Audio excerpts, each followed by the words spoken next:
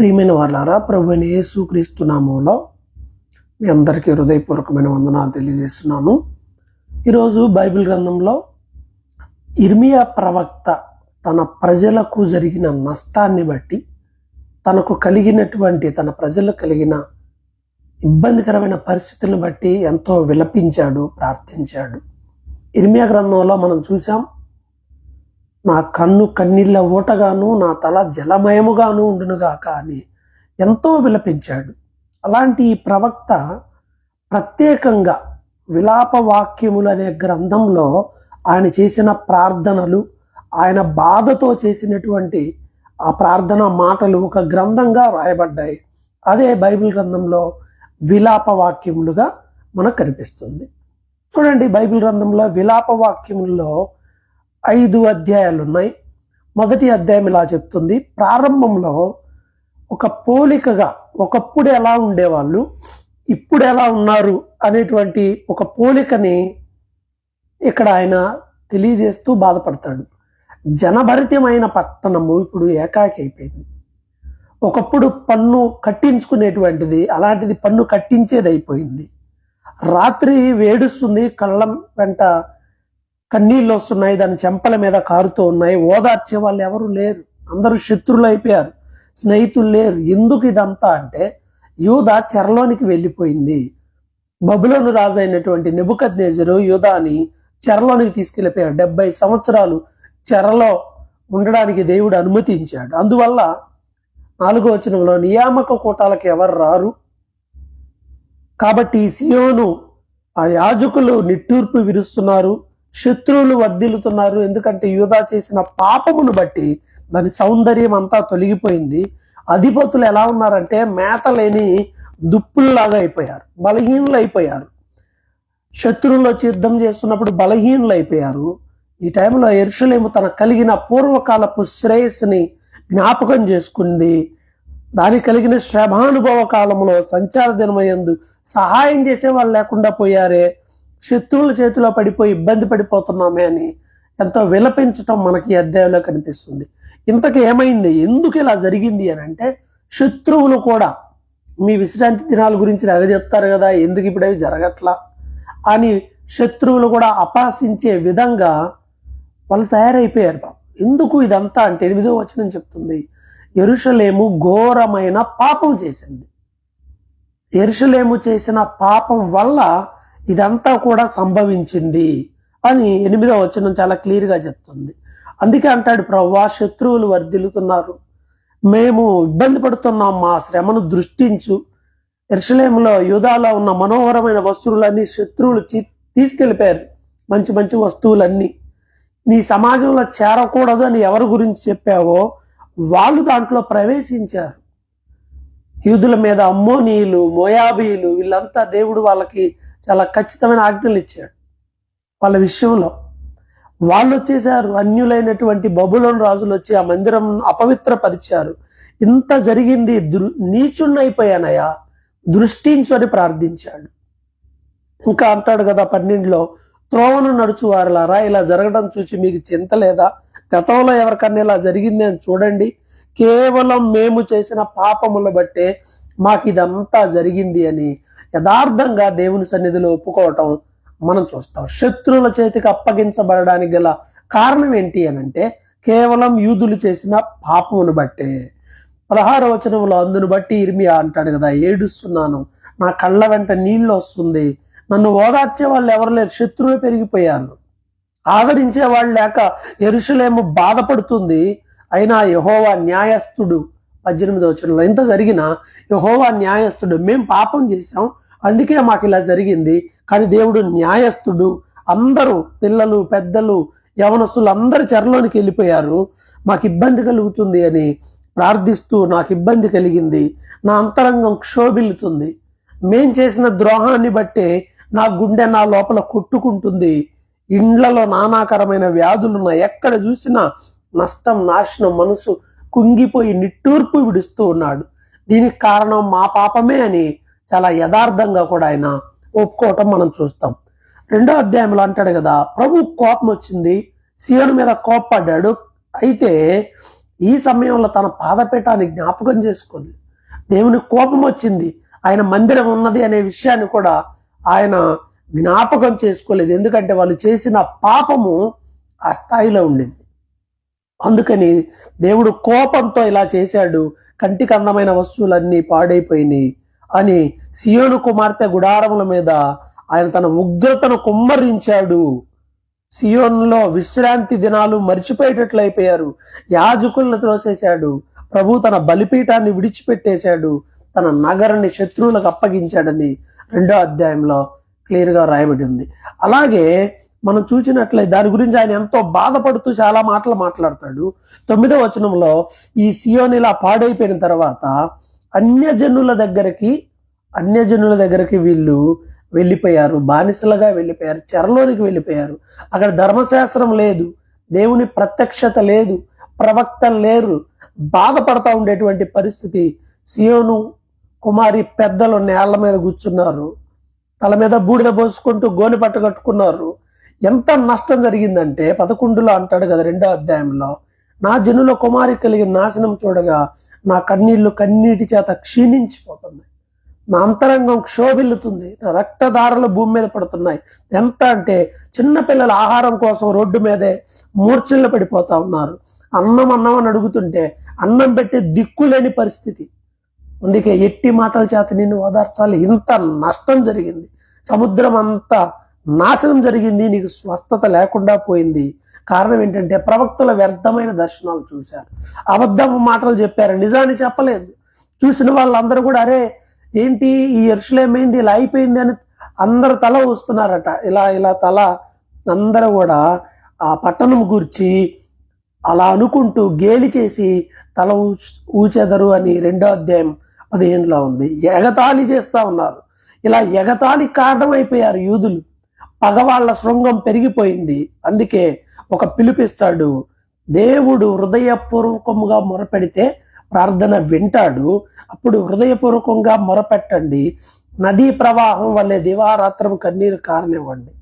19లో అంటున్నాడు కదా, నీవు లేచి రేయి మొదటి జామున మొరపెట్టు, నీళ్లు కుమ్మరించినట్లుగా హృదయాన్ని కుమ్మరించాలి. ఎప్పుడు?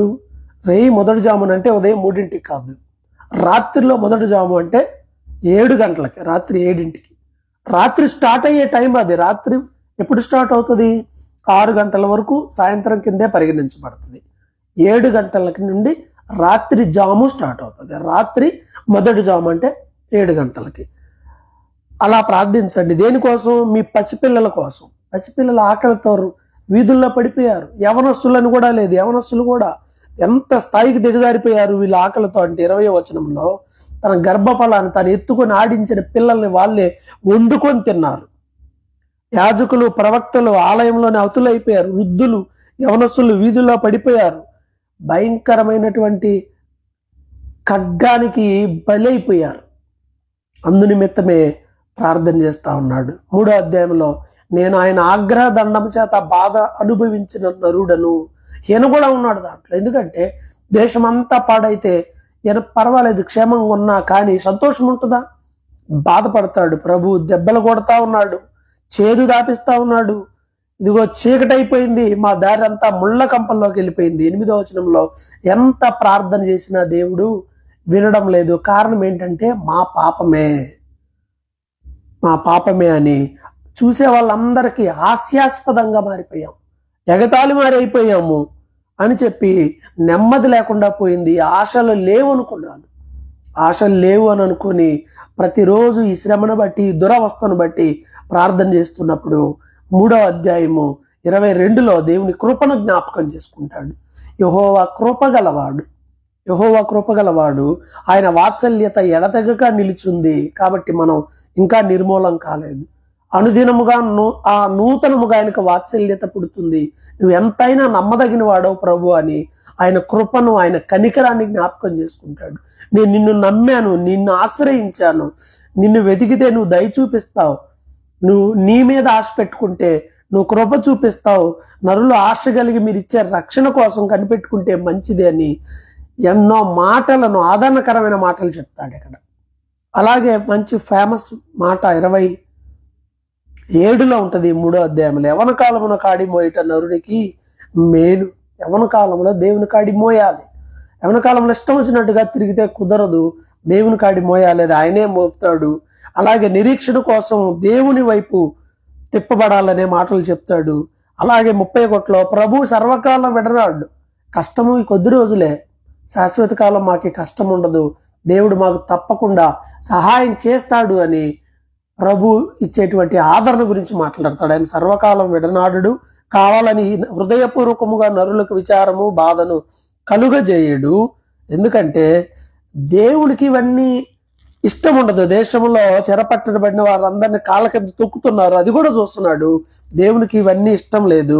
ఒక రోజు రాబోతున్న అందరికి దేవుడు తీర్పు తీరుస్తాడు అని చెప్పి అంటూ తమకు కలిగిన బాధను చెప్పుకుంటా ఉంటాడు. దేవుని వైపు చేతులు ఎత్తుకుందాం, మేము చేసిన తిరుగుబాట్లు అధికమైన ప్రభువా, మా పాపాలు క్షమించు, మేము ద్రోహం చేశాం, నువ్వు కృపచేత మమ్మల్ని ఐగుప్తు నుండి తీసుకుని వచ్చి ఈ దేశానికి ఇస్తే మేము నిన్ను విడిచిపెట్టి విగ్రహాలను ఆరాధించి నిన్ను బాధ పెట్టాము అని చెప్పి వీళ్ళ నాశనాన్ని బట్టి 48వ వచనంలో నా జనులో కలిగిన నాశనము నేను చూడగా నా కన్నీరు ఏరులై పారుతుంది అని అంటున్నాడు. అంటే ఎంత ఏడుస్తున్నాడో అర్థం చేసుకోండి, ఎంతో ఏడుస్తున్నాడు. అలా ప్రార్థన చేస్తూ ఉన్న టైంలో దేవుడు సహాయం కొరకు అతను చేసిన ప్రార్థన వినమని ఎంతో మొరపెట్టాడు. ఎంతో మొరపెట్టి దేవుడు 57వ వచనంలో చెప్తాడు కదా, భయపడకు నేను నిన్ను విమోచిస్తున్నాను అని చెప్పి దేవుడు ఆయనతో మాట్లాడిన మాటలు కూడా చెప్పాడు. భయపడొద్దని చెప్పాడు. అవును, మన దేవుడు కోపపడినా కానీ క్షమించే దేవుడు, ప్రేమించే దేవుడు, ఆదరించే దేవుడు, ఆశీర్వదించే దేవుడు. అందుకే ఆయన అంటాడు, నేనేం చేసినా నేను లెగవటం కూర్చోవడం అన్నీ నీకు తెలుసు కదా ప్రభువా, నువ్వు కనిపెట్టు, మాకింత బాధ కలిగింది, ఆకాశం కింద ఉండకుండా మా పేరు తుడిచివేయబడింది అని బాధపడతాడు. 4వ అధ్యాయంలో అంటాడు కదా, బంగారం ఎలా మందగిలింది, మేలిం బంగారం మందగిలిపోయింది ఎలా, ఇదిగో ఈ నా జనుల కుమారి ఎడారిలో ఉష్ట్రపక్షుల వలె క్రూరులైపోయింది. పసిపిల్లలు అన్నం అడుగుతుంటే ఎవరు పెట్టట్లేదు, సుకుమార భోజనం చేసే వాళ్ళు దిక్కులేక వీధుల్లో పడిపోయారు, మంచి వస్త్రాలు తొడిగి పెంచబడిన వారు పెంట కుప్పల్లో పడిపోయారు. సొదొమ కన్నా గొమొర్రా కన్నా ఎక్కువ పాపం మేము చేసాము, అందువల్లే ఇలా అయిపోయాం మేము. బాగా సాఫ్ట్ గా పెరిగిన వాళ్ళందరూ హార్డ్ గా తయారైపోయారు, సుకుమారంగా పెరిగిన వాళ్ళు బాధలు అనుభవిస్తున్నారు, ఖడ్గానికి గురైపోతున్నారు, క్షామం వచ్చింది, భయంకరంగా ఇబ్బంది పడతా ఉన్నాం. మరలా 10వ వచనంలో అంటాడు 4వ అధ్యాయంలో, వాత్సల్యము గల స్త్రీ తన పిల్లల్ని తన చేతులతో తాము కనిన తమ పిల్లల్ని తమ చేతులతోనే వండుకొని తిన్న పరిస్థితి 10వ అధ్యాయంలో మనకు కనిపిస్తుంది.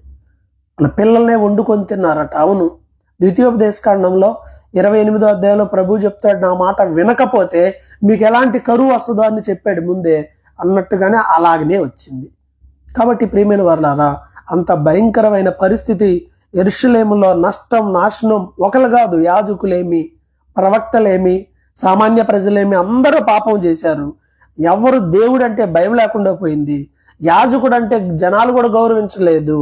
అందువల్ల వీళ్ళకి భయంకరమైనటువంటి శిక్ష వచ్చేసింది అని అంటూ తర్వాత 4వ అధ్యాయం 22లో అంటున్నాడు, నీ దోష శిక్ష సమాప్తం అయిపోయింది, దేవుడు క్షమిస్తున్నాడు, త్వరలో నీకు విడుదల ఇస్తాడు అనే మాట కూడా చెప్తాడు. 5వ అధ్యాయంలో ప్రభువా మాకు కలిగిన శ్రమను దృష్టించు, జ్ఞాపకం చేసుకో, మా మీదకి నిందొచ్చింది, దిక్కులేని వాళ్ళం అయిపోయారు, పిల్లలు తండ్రి లేని వాళ్ళు అయిపోయారు, అనేక మంది విధవరాళ్ళు అయిపోయారు. 4వ వచనంలో ద్రవ్యం ఇచ్చి నీళ్లు తాగితే ఇప్పుడు మనం డబ్బులు ఇచ్చి నీళ్లు తాగుతున్నాం, కానీ ఒకప్పుడు చెరలోకి వెళ్తే ఇంకేముంది మరి, అక్కడ డబ్బులు ఇచ్చి నీళ్లు తాగాము, డబ్బులు ఇచ్చి కట్టెలు తెచ్చుకున్నాం, అడవులు పక్కనే అంతా చక్కగా ఫ్రీగా ఉంటాయి, కానీ డబ్బులు ఇచ్చి తెచ్చుకోవాల్సిన పరిస్థితి మమ్మల్ని తరుముతూ మా మెడల మీదకి ఎక్కారు, విశ్రాంతి అనేది లేకుండా పోయింది, పొట్టకూటి కోసం ఐగుప్తీయులకి అశ్షూరీయులకు లోబడిపోయాం, మా పితరులు పాపం చేశారు, మేము ఇలా అయిపోయాము, మమ్మల్ని ఎవడు విడిపించలేడు, నువ్వు మాత్రమే మాకు సహాయం చేయగలవు. శత్రువులు సీయోనులో స్త్రీలను చెరిచారు, యుద్ధంలో ఓడిపోతే స్త్రీల పట్ల ఎంత దారుణంగా ప్రవర్తిస్తారు, చేతులు కట్టి అధిపతులను ఉరితీశారు, యూదా పట్టణంలో కన్యకలను చెరిపేశారు, యవనస్తులకి తిరుగట్రాయి గట్టి మోపిస్తున్నారు.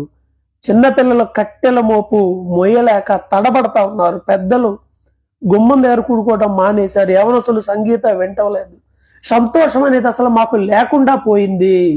మా నాట్యం దుఃఖం అయిపోయింది. కిరీటం పడిపోయింది మా తల మీద నుండి. అయ్యో మేము పాపం చేశామయ్యా, మాకు శ్రమ, మమ్మల్ని క్షమించు ప్రభువా అని ఎంతకాలం అని విడిచిపెడతావు? నువ్వు మమ్మల్ని నీ తట్టు తిప్పితే మేము తిరుగుతాం. మా పూర్వస్థితి మాకు మరలా కలుగు చేయ్యా, మా మీదకు ఉగ్రత వచ్చిందయ్యా అని ఎంతో వేదనతో ప్రార్థించాడు. అన్నట్లుగానే ప్రభు ఇర్మియా ప్రార్థన విన్నాడు. ఆ 70 సంవత్సరాల చెర అయిన తర్వాత మరలా తిరిగి వారిని వారి పూర్వస్థితిలోనికి దేవుడు వారిని తీసుకురావటం మనం చూస్తున్నాం. ఈ అధ్యాయంలో ఇర్మియా విలాపాలు ఉన్నాయి. ఇంత దుఃఖంతో భారంతో ప్రార్థించాడో ఉంది. కాబట్టి దుఃఖం బాధ కలిగినప్పుడు మన దేవుడు ఆదుకునే దేవుడు, ప్రేమించే దేవుడు, కష్టకాలంలో ఆశ్రయదుర్గమైన దేవుడు.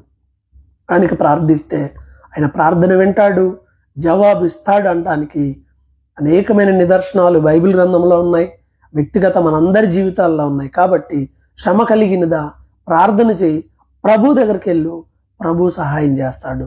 ప్రభు మిమ్మల్ని ఆశీర్వదించునుగాక.